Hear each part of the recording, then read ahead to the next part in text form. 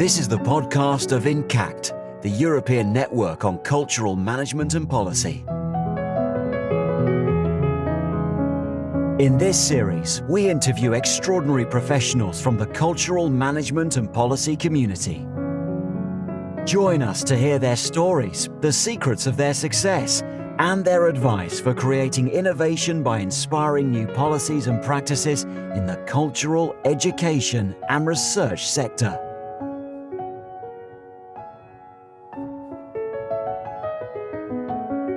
I'm Janelia Cogliandro-Peyens, INCAT Secretary General, and this podcast is a part of a special series in which we talk with inspiring leaders committed to contribute to the sustainability of arts and cultural sector. This special series of podcasts is registered at the occasion of the INCAT Academy on Sustainable Cultural Management and Policy, organized by INCAT in April 2023 in Santander. These conversations with cultural leaders are meant to inspire the current and future generation in developing a new sustainable practice and policy.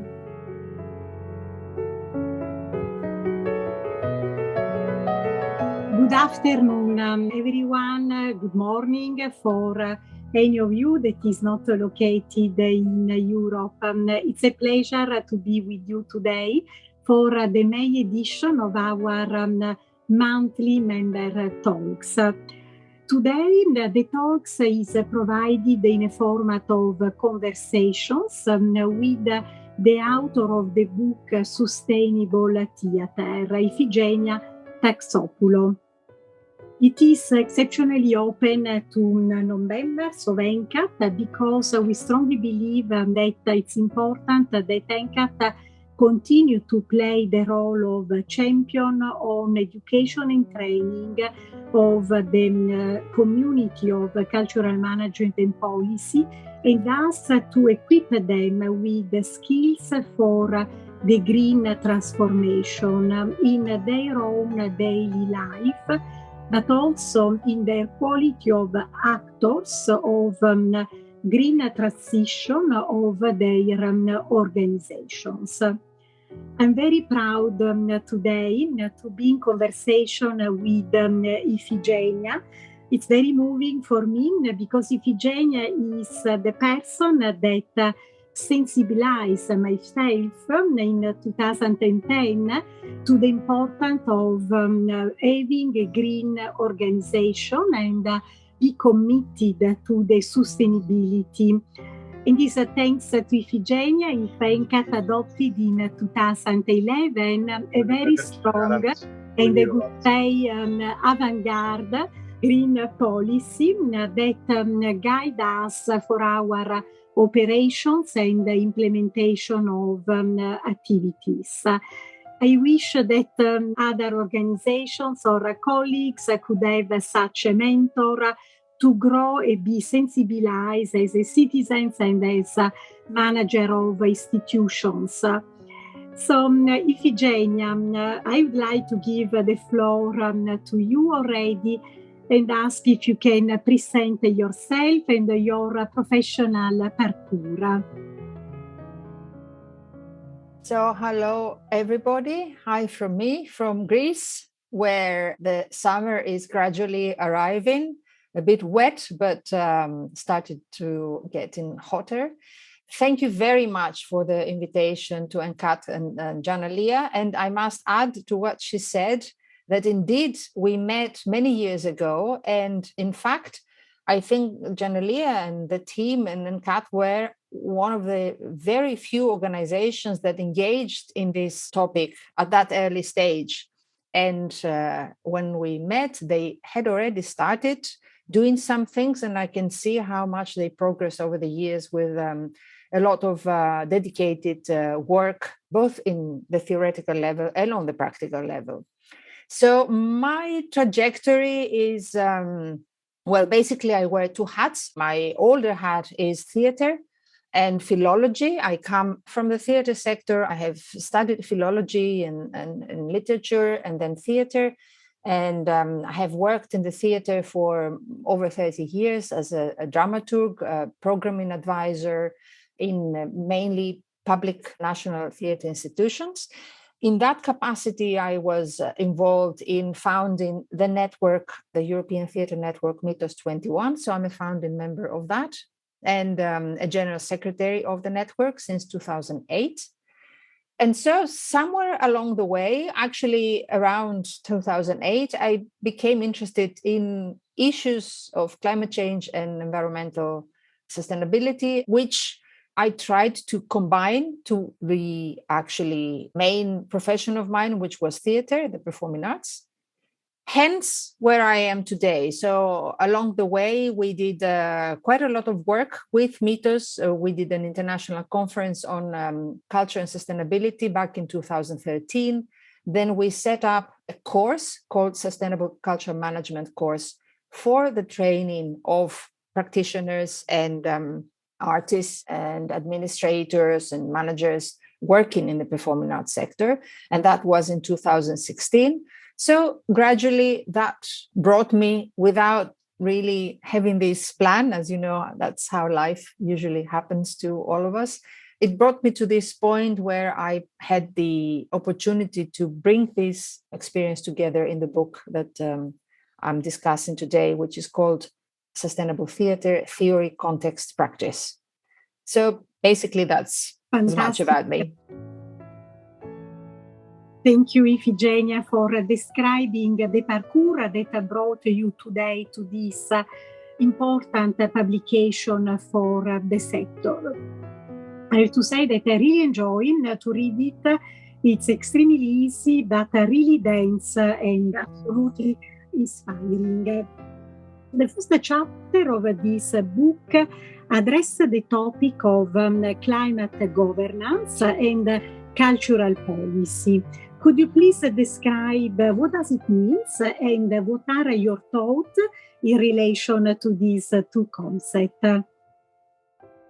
Actually, yes, it's interesting that you start there. Of course, it's the first chapter of the book, and it is the first chapter for a good cause.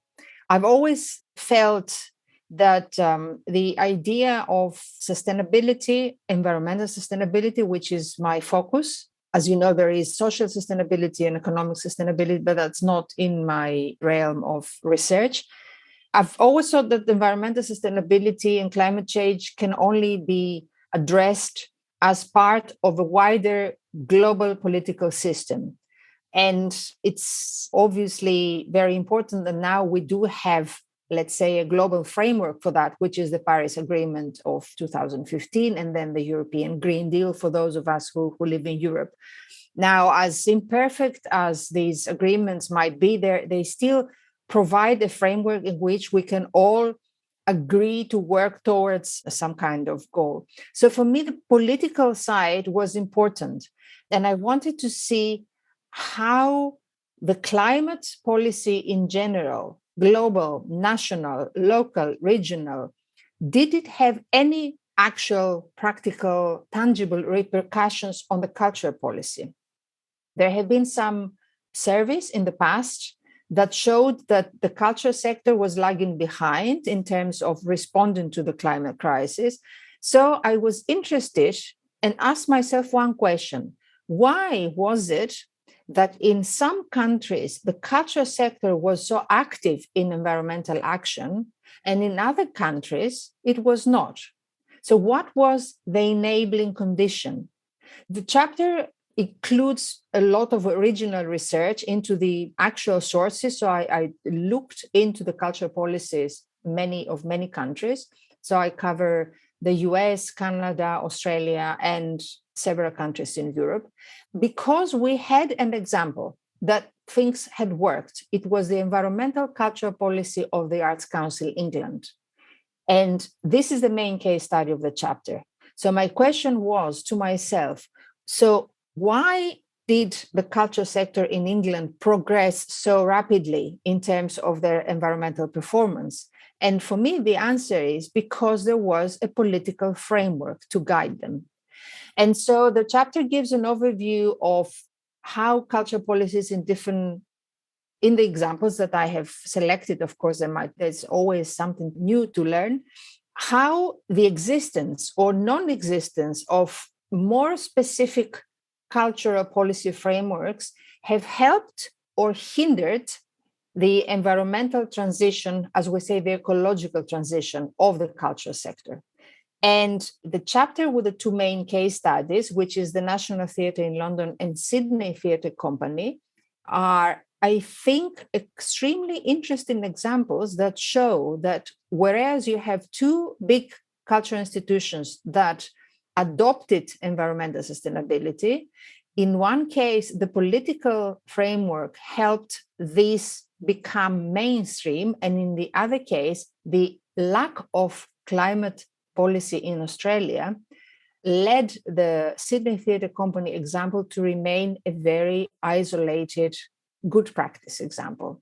So my intention with the first chapter, climate governance, and the second one as well, which is cultural leadership, is to make the point that we need a systemic change in the way cultural policy is responding to climate policy if we want to see a much faster and much more global, let's say, transition of our sector. Thank you so much, Iphigenia, for this quite clear picture of what enable organizations and the cultural sector to take these greening operations or side mainstreamed to their own practice. Probably you come across some good practice that can allow you today to give some advice for these regions or cities or countries that were not able, like UK, as you have described, to take the first steps that allow later, thanks to this policy, the cultural sector to be more engaged. So if there are a few advice that you can draw from your analysis, which they could be? So the first part of the book precisely presents the possible blueprints in terms of policy through mainly the Arts Council. But as I said, this is what I call the enablers. The second part of the book is called drivers for change.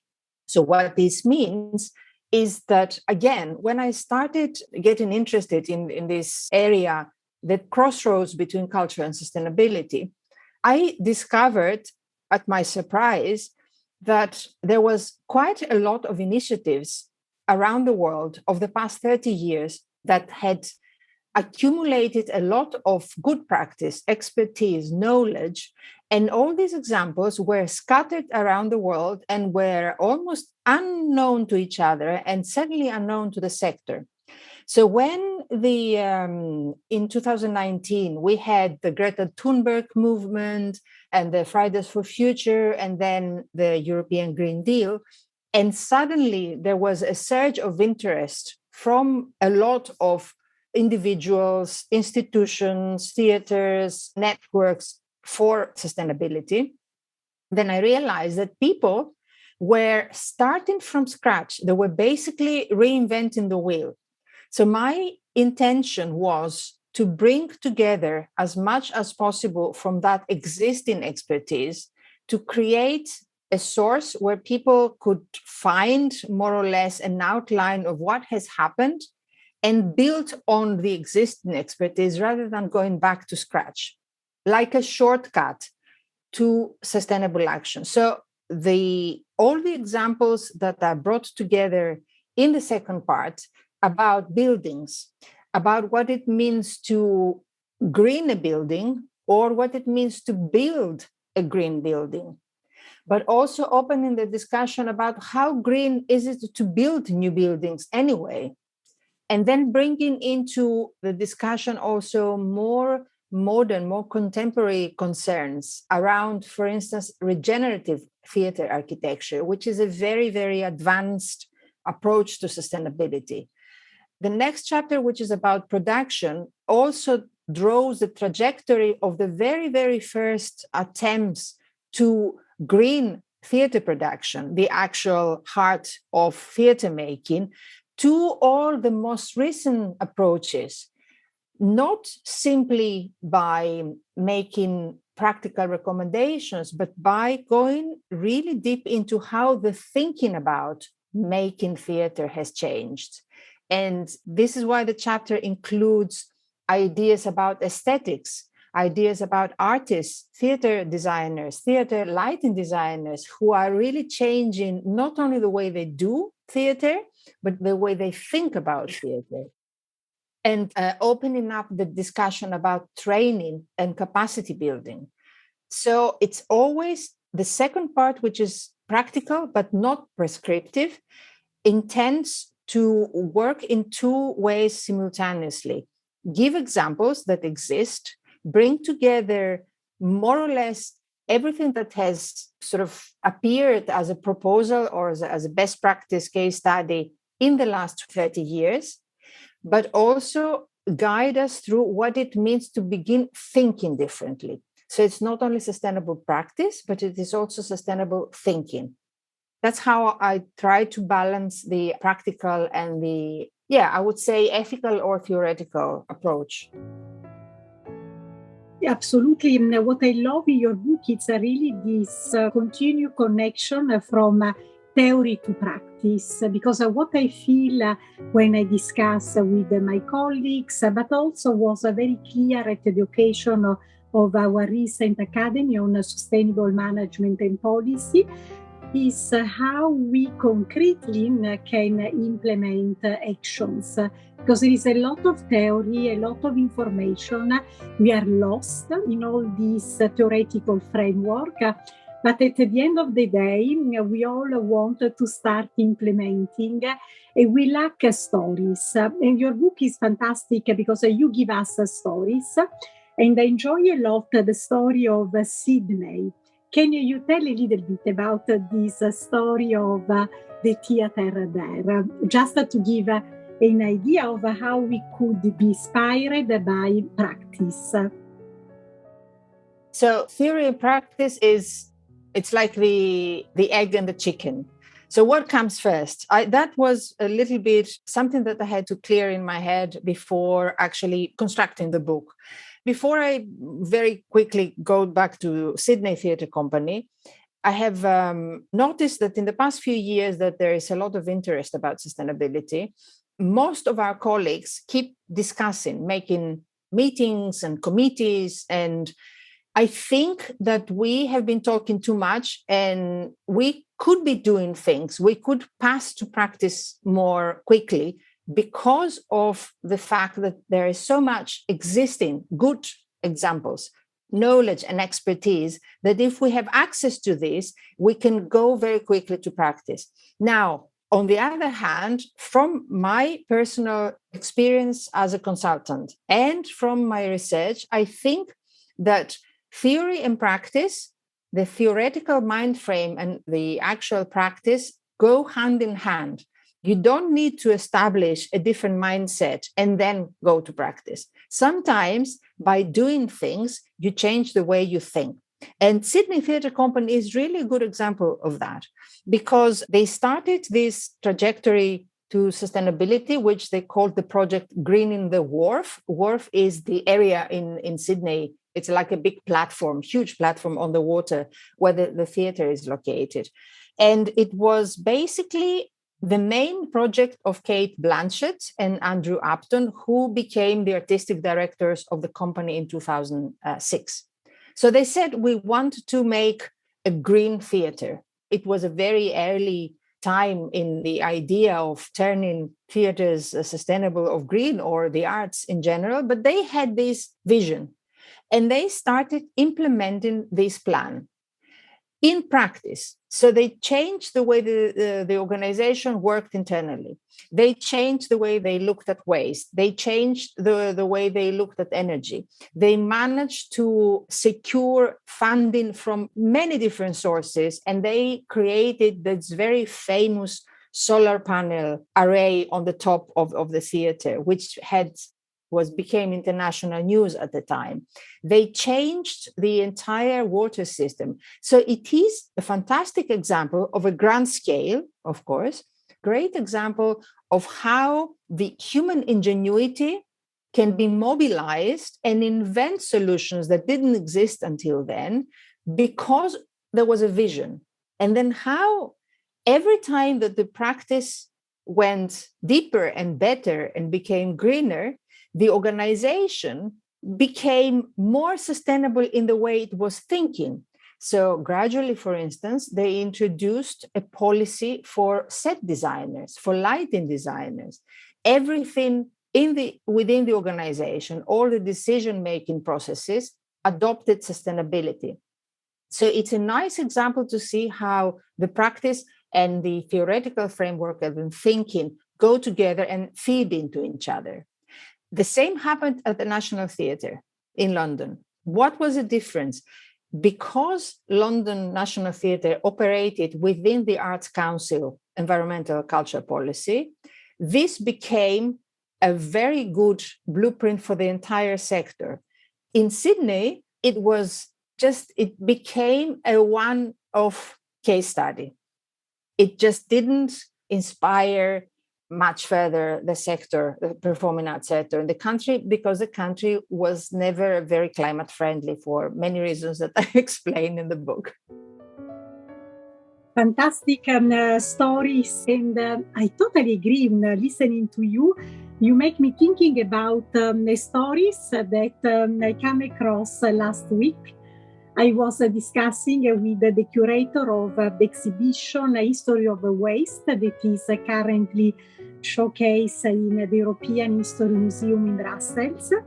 The curator told me that the museum was sensible, but not really having a policy yet.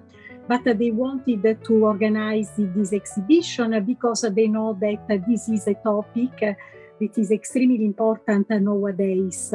So they wanted to contribute in terms of awareness and education. But in organizing this exhibition about waste, they started thinking, but what do we as a museum produce as a waste? So they have analyzed it, put in place a system to analyze their waste, and for a few months, they have collected all the waste that the museum was producing.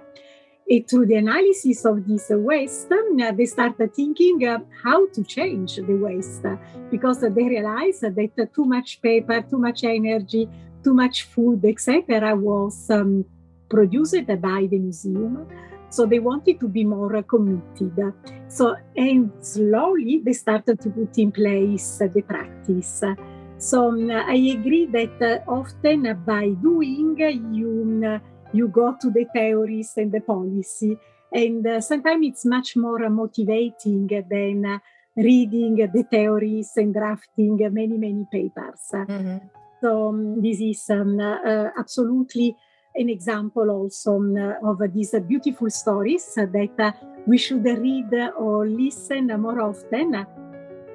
I can give you an example of the final part, which is how you communicate, because what you said is this attempt of organizations that want to engage, but also they want to engage their audiences and the community. Yeah. So, for instance, I think another organization that has done incredibly impressive work over the years, for many years in sustainability and greening their practices, is the Göteborg Opera House. And I say that this is a great example as well. I also talk about, it's not my main case study, but there is a lot about the Göteborg Opera, because they've done really fantastic work in many areas, from the restaurant, the productions, and so on. But at some point they said, okay, we do that, but who knows about it? We know we do it because we have to do it, because it's great, it's for the planet, for society and everything, but we want to engage our audiences because so many people come in here.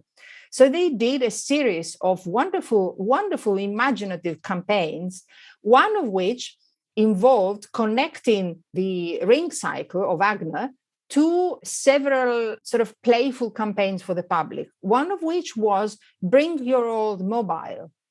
So throughout the time that the opera was performed, audiences would come in and bring the mobiles and put them on a pile.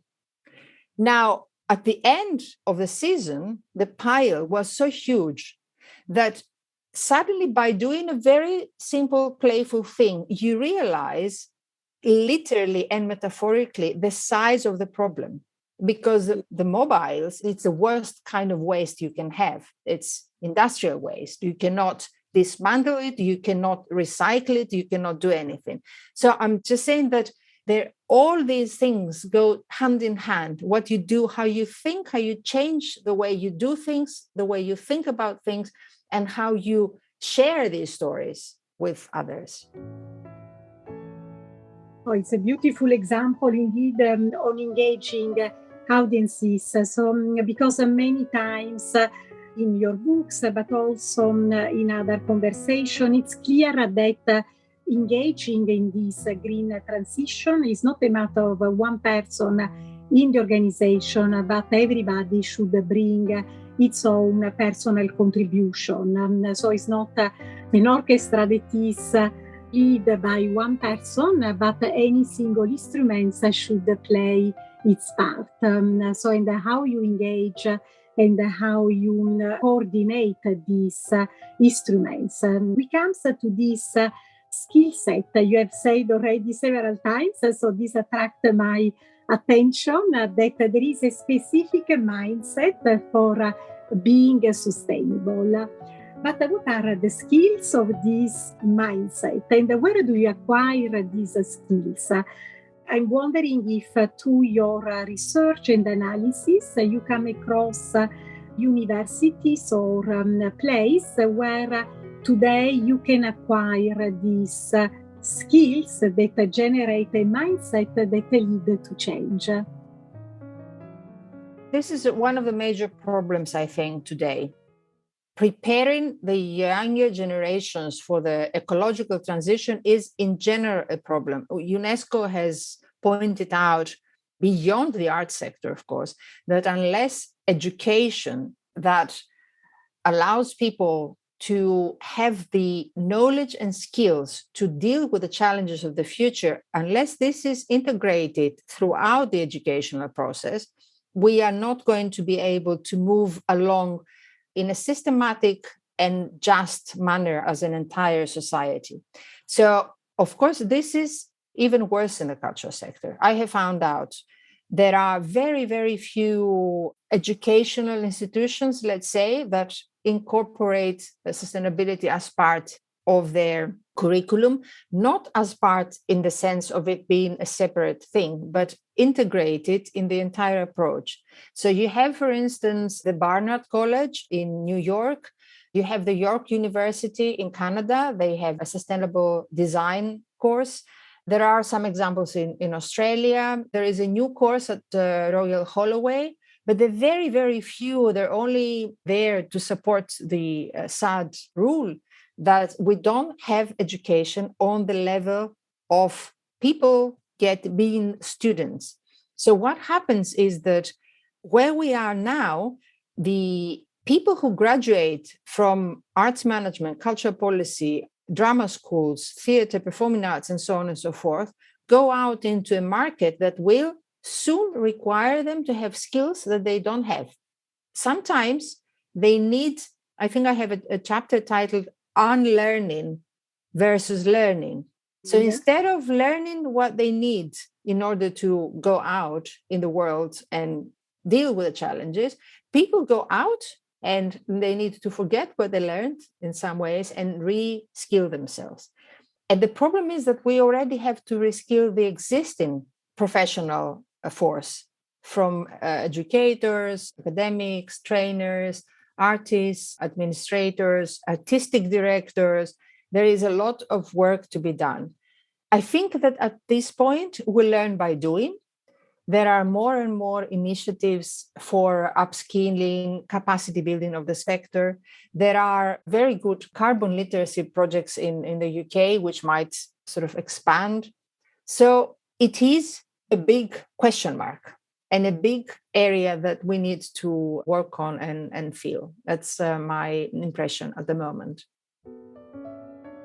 Thank you, Iphigenia. I have to say that this concept of unlearning, together the concept of who is the teacher, if it's the traditional educational providers or the sector, is something that In these 2 days that I'm attending here in Paris, the UNESCO Stakeholders Forum on Arts and Culture Education is coming all the time in the different sessions.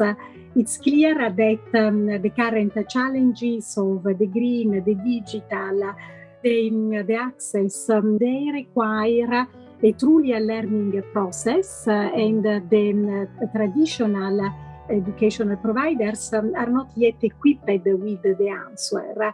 And who teach is the barrier, the teacher and the recipient is started to be a little bit not clear anymore. And I understand from your presentation that you also face this, your research, you have faced these realities. So I'm wondering, because today many of our participants comes from the theater sector, of course, because of the specific angles of your book. So listening to you, my question is, what theater operators should unlearn, and who can provide them today the capacities and the skills to change perspectives in their own theater? So what is your funding through these 3 years very rich analysis of the theater sector? As I said, the main purpose for writing this book was because I really think that there is enough knowledge out there. It just needs a little bit of determination and dedication for a little while for somebody to become more familiar with what might help them into a different course of action and a different course of thinking. I think that right now, a lot of people are resistant to change, that I understand, and especially academics and teachers are very resistant to change, that I can also understand.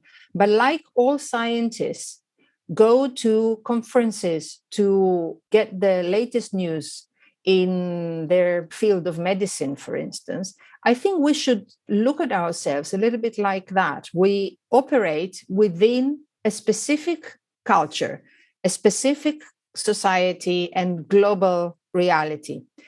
Nobody is asking the culture sector to save the world. And the culture sector should not pretend that now it's up to them to save the world from climate catastrophe.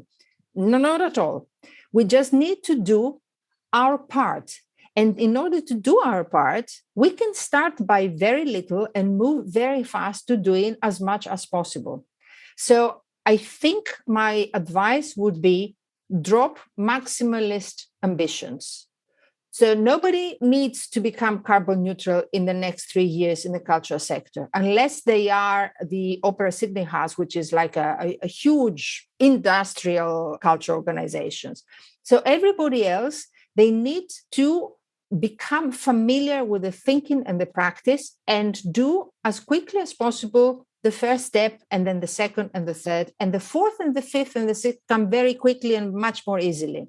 So I would say, instead of trying to create another big bubble in which, as the culture sector, try to organize every single detail of how we will uproot our bad selves and create a new reality, let's just be practical, a little bit of humility, and look back to the pioneers and get inspiration.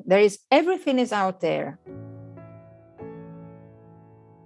Absolutely. I totally agree with the 2 points that you made. This wish that I believe it's the first reactions when you get introduced to the topic of being a maximalist. That means in one day do everything. Can be very soon overwhelming. You get lost in this ambition and then paralyzed in actions. But when you start thinking that finally it's a step by step, then you see over the course of the year that you can accomplish a lot. So I felt this also in my own trajectory in NCAT, that in the beginning I wanted to do everything.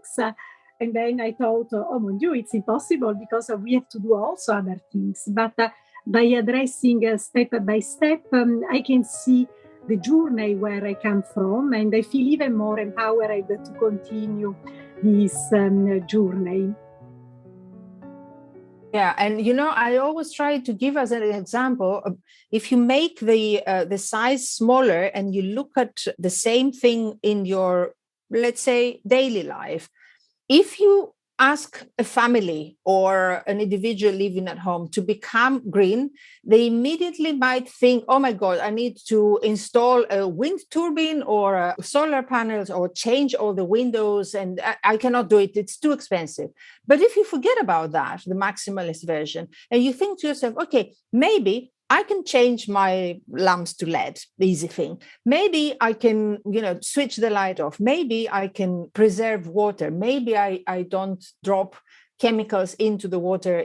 So a little things that don't cost anything sometimes, things that are, then it is proven that the small changes can make a difference of, let's say, 20 to 40% to the cost and to the carbon footprint and to the general environmental impact. So I think it's good to start, look at what the others do. We don't have to invent the wheel for ourselves, thankfully, and then it gets easier. I really like this takeaway that will be not at the end, because I still have one question of our conversation, but I like this idea that everybody can do at least something. My last questions before opening the floor to our public is why we should matter, and in particular why the theater should matter about this sustainability. This is the end of your books, and I like very much how you describe this concept. So I'd like that you share this with the audience. So why the theater sector should matter, and in general, why we should matter about sustainability. As I said, climate change does not depend on the theater sector or the cultural sector, for that matter. So people in the culture are some of the least responsible for global warming. However, as we said, everybody needs to play their part to the degree they can, and if possible, us in the global north more than what we can do. It's good to try a little bit more. So the reason why the cultural sector, it makes sense for all of us to make an effort is largely because of the communicative power we have over our audiences, our communities, the visitors in museums, the society at large, the close community of where we are, and the society at large. Andrei Lazarovitz, who is a very well-known climate change communicator at Harvard, has identified what he calls the hope gap. So usually climate change communication is about the gloom and doom. So we are going to be burned, we are doomed, the world is going to disappear. So all this creates an impression that things are going from bad to worse. Now, maybe they are. We don't know exactly. But we should live as if theaters, things can go better. And they can go better if we focus on the solutions. And this is what he calls the hope gap. So I think that culture and the arts are perfect to fill the hope gap in their stories, in their narratives, and by changing the narrative also, not simply by putting on performances and exhibitions that talk about it, but by setting an example of doing something themselves. So for me, it's very much this closing the hope gap rather than closing the carbon footprint gap, if I may say so. I really subscribe this approach because I feel that often when the challenge looks huge, we believe that the solution is in the hands of the others. But by having this narrative swift, that we can also communicate our positive attitude and behavior, and we could encourage the others to take the same steps that we have started. And I like this hope gap. I will read more about this definition, and I like very much to consider that culture and arts are as very often part of the solution and not the problem in this case. I really would love to give the chance to our participants to also contribute to this conversation. So who would like to ask something to Iphigenia? We have many participants. The first is always the challenge, no? To start. Have Janine with her hand raised. I shared just a question with a lot of content. I apologize for that. I would just like to thank you for the presentation and the work done. It's really inspiring. As someone who is speaking from off theater, like the free scene engagement, people who are not in the national theater, but we are collaborating with professionals from the theater, with scientists, policymakers, and diplomats. We have identified our team in Austria with international focus group together that the lack of interest to engage in or opportunities to engage in green transition, let's say this sustainable thinking and acting, is mostly grounded in the lack of cultural democracy, which is connected in Austria with the lack of funding opportunities for people who are not only in the mainstream theater building. So this is one of these challenges we have identified, and we are discussing with international teams currently in two Erasmus projects. My question is, would you see the possible opportunity with this book to get more legacy for this practice as you have introduced it? And how can you widen the spectrum and arena of actors engaged? How can you inspire people beyond national theater building for doing so? So two issues, I think. One is that I was invited by the Ministry of Culture to discuss about policies. So definitely the entire landscape changes once you have a central policy direction that includes the idea of environmental sustainability in its principles. Yeah, funding principles also, but also aesthetic principles in a sense. Mm-hmm. Because you cannot look at it only in terms of materials. You have to think about it, obviously, in terms of approaches. The main proponent of eco-scenography at this moment is an Austrian-born set designer, Tanja Beer, who lives in Australia, but she's Austrian. She's going to be in Austria in the summer too. So, of course, that's one thing that you need. As it becomes obvious, you need a robust political framework to help everybody get engaged and to empower people. So on the other hand, as you say, yes, there is a problem. That's why I focus very much on the idea of the institution, because the institution obviously has a greater responsibility than the individual. And there is a nice example in the book, Polly Constable, who's a very well-known lighting designer in the UK. Mm-hmm. She's a big advocate of environmental sustainability. She's almost an activist, although she has worked with the biggest organizations. So she keeps saying, I have an interview with her, how difficult it was for her to go into these big institutions and sort of inspire them to change their own habits. Mm-hmm. So you are right. I mean, it's not easy, but now we are at a better place than we were 10 years ago when Polly was starting. So now everybody is engaged in that. So for instance, now the National Theatre in London has engaged that it will pay the set designers more fees in order to have time to look for more environmentally friendly options. Now, this is not possible for everybody to do, but the industry is moving fast. So if you look at what is out there, and there are really great examples, you don't need to feel so very much alone as perhaps you did a few years ago.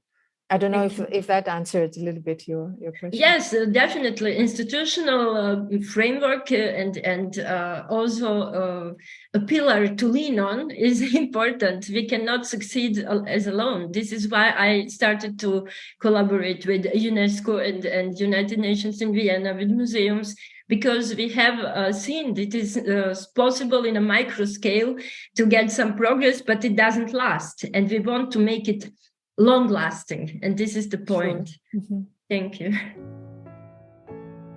I'm wondering if we have examples or inspiring stories that comes from participants. If any of you has started implementing some practice, some steps that can inspire us. Not yet. So the books indeed will be a fantastic tool in this case to go through inspiring stories, examples that will allow this first change. I'm very curious to have a short survey, but I look to my staff, Joan, do you think yes, probably yes? I'm curious, among the 28 participants in the room, who has already started green practice in its own organization or as an individual? I will be interested in understanding the audience. I don't know, Joan, if we can process this vote. Yes, it's now going on. We are still pending some. Half. Okay. So the question is if you have already started to practice to green your organization, or if you are an individual, a researcher or an educator, if you are already implementing some green practice. Okay, I will finalize and share the results. I don't know if you see, we have 79% of people who says yes. Fantastic. 11 people. Super, that's great. We cannot see, but it's fantastic that, at least I cannot see, I don't know the others. Do the rest see? I'm sharing the results on the screen. I saw it, yes. Fantastic. So it's... So yes, 11 yes and 3 say no. Oh, but then it's fantastic. So means that many people today have already started this process, and the word of concluding is that I really hope that this conversation with Iphigenia will encourage even more to continue this progress in greening our life as an individual and organization. Iphigenia, a deep thanks for sharing with us your knowledge, the trajectory of writing these very, very nice books. I believe the only one so rich and so complete in terms of stories, resources, and ideas, especially for the theater sector. Thank you, Giannalia. Thank you very much. And thank you to everybody who was here today. It's a fantastic turn-up of people. I'm really deliriously happy that 80% of you are already doing things. That's absolutely great. And yes, I hope we tried to demystify the idea of sustainability. It's something that just requires a decision to change the way we do things and the way we think things. So I'm very happy to share this with you today. Thank you so much, Iphigenia. Don't leave before answering to the very important question of the day, where they can buy the book. I see that is in the chat. Yes. Right, of course. For those who are not in the EU, the book is best to buy through Amazon and your local bookshop. You can order it. There is an ebook, 2 versions of ebook. There is paperback and there is hardback for libraries if you are in an institution. And then there is a Bloomsbury website where at the moment there is a discount and all the formats are available. But you might face problems at the moment with customs clearance in the EU because of Brexit. So they're trying to solve it. but hopefully in the meantime, you might find other solutions. This is the book. It's not very huge. It's not intimidating. And I hope Giannalia, who read it, found it pleasant and informative at the same time. Absolutely. I really enjoy to read, and I can confirm that it's not the typical thick and difficult specialized knowledge, but it's really, really nice to go through the different page examples and concept. I really enjoy reading it. So thank you so much, Iphigenia.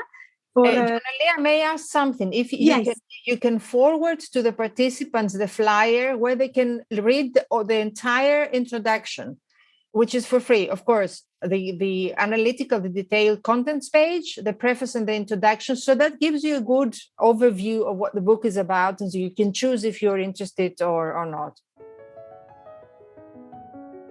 Fantastic. We will do that.